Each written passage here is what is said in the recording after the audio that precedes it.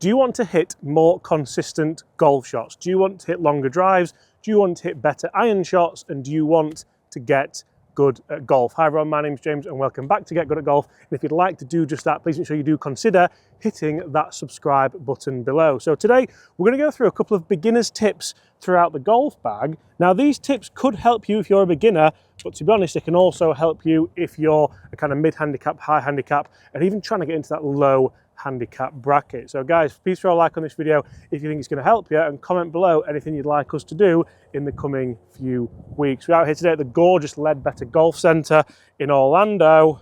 So we're going to kick things off with irons and I'll work my way up to the driver. So one of the big things that we see people get so wrong with irons is ball position and stance. So if I were to stand at a golf ball here and I have quite a narrow stance, if you can see here, I'm going to lose my balance quite quickly. That's going to affect strike, it's going to affect ball speed, it's going to affect how far that golf ball goes. So essentially here, if I'm stood too narrow, one of two things will happen. I'll either fall back and I'll catch the top of the ball there, and that's certainly not what you want to see. We see that so often when playing in programs with people and of course coaching people on the range. But the other thing that you might see is the alternative to that moving forward. So if you're stood really, really narrow, you could have a really good swing to the top, and then from here, that's the kind of shot we're going to get. So you might get a little bit of a divot, you might get that penetrating ball flight, but unfortunately for us, that's gone very, very low and it's not gone very far. So with irons, what I want you to do is I want you to stand with your shoulder width apart here, and you'll see I've got a nice flex in my knees. So from here, I should be able to kind of just get a little bit of ground clearance and jump off the ground. I can also load up onto that right side quite nicely there. So what that's going to allow me to do is not only keep my balance, but essentially get a much better strike just like that. So I've hit a nice mid-flighted 7-iron there. It's got a little bit of draw on it. What happens if I want to hit that lower or higher?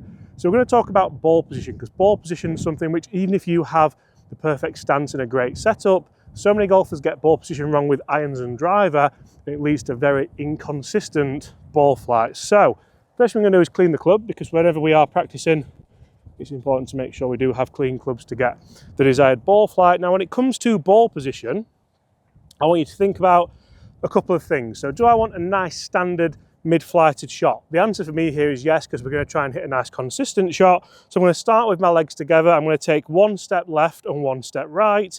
And you'll see here that if I put my club down as a bit of a marker, that is just forward of centre. I've got a mid-iron here, I've got a 7-iron.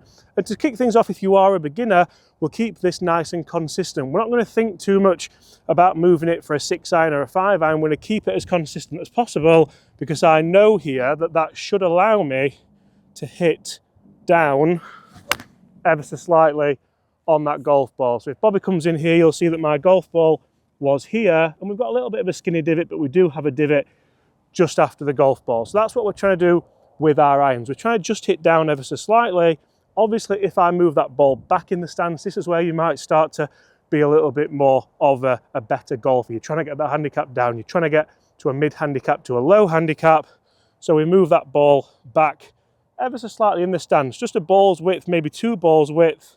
And from there, because that ball's moved back, you can see that ball's come out just a little bit lower. It's still gone nice and straight. We're still controlling the club head, and the divot is the key here. The divot's what's going to tell us just exactly how we've hit that shot. So you can see this one's a little bit deeper.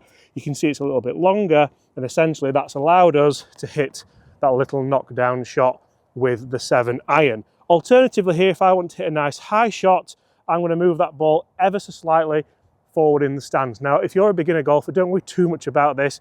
Pick a ball flight that you like, make sure the ball position matches that, and keep that as consistent as possible for as long as possible. That way, you'll hit the right distances. You'll not start hitting the 7-iron 130 yards, then 160 yards. But if you want to hit it a little bit higher, all I would do is move that ever so slightly forward in the stance.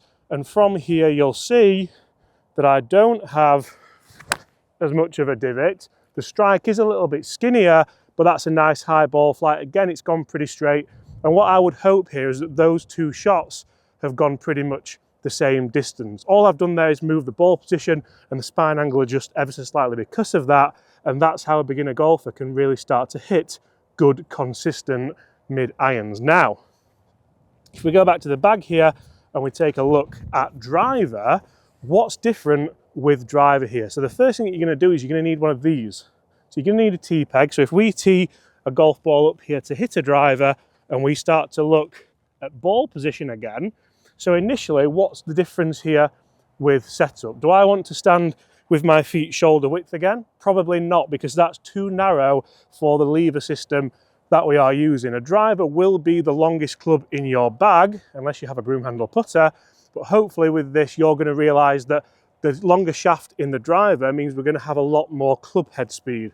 Club head speed results in ball speed results hopefully in distance if you get the spin rate correct. So we're going to give you a little bit of a beginner tip here, but remember, I think everyone can learn from these tips and you can start to tweak things just a little bit. So initially what I want to do here is stand feet together again, and we're going to start with the left foot again, but we're going to take just a small step this time, so a couple of inches to the left here, and then a bigger step with the right foot. So you can see there that that ball is now just on my right big toe, maybe my right heel. If I was to put the driver down on the ground there, you can see that's a lot further forward than it was with the irons. The reason for this is because we don't want to hit down on that driver. We want to hit up on the driver and get the ball launched in the air with low spin rate. So the reason why the ball position goes forward is because that allows us to move our sternum. You can see the zip on my jumper here back.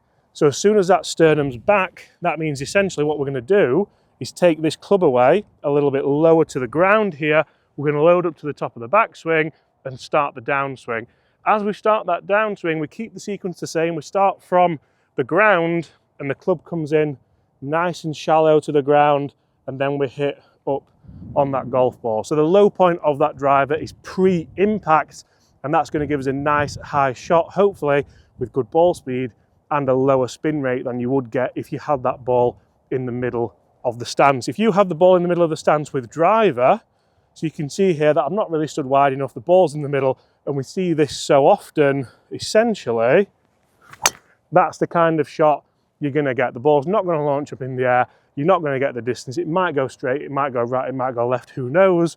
But if we start to have more consistency here and we start to have that ball position exactly where we want it, you can see that we've actually hit right out the bottom of the club there because the stance wasn't wide enough, the ball position was too far back, and that's not going to work for us. So let's concentrate on what we should do. Let's have that ball position nice and forwards. Now from here, I know I can take that club away nice and low to the ground. I can have a nice wide arc here, so I know I'm creating as much club head speed as possible because of the length of that arc. The last thing I want to do is pick this club up and not create much of a lever system. So from here, I can then load to the top of the backswing, and we spoke earlier about that sternum, about where the chest bone wants to be. So from there, I can release the club down, keep the sternum behind, and hit nice and up on that golf ball. So from here, all I'm thinking is, right, where's my start line? Where do I want that ball to finish? I'm going to try and hit it as straight as possible, and this is going to allow you to do that by having that ball in the right position and hitting much better drives just like that one. Guys, if you've enjoyed that and you think that could help you with your iron play and of course with your driver, please make sure you do hit that subscribe button. If you want to get good at golf, throw a like on this video, and we'll see you all very, very soon.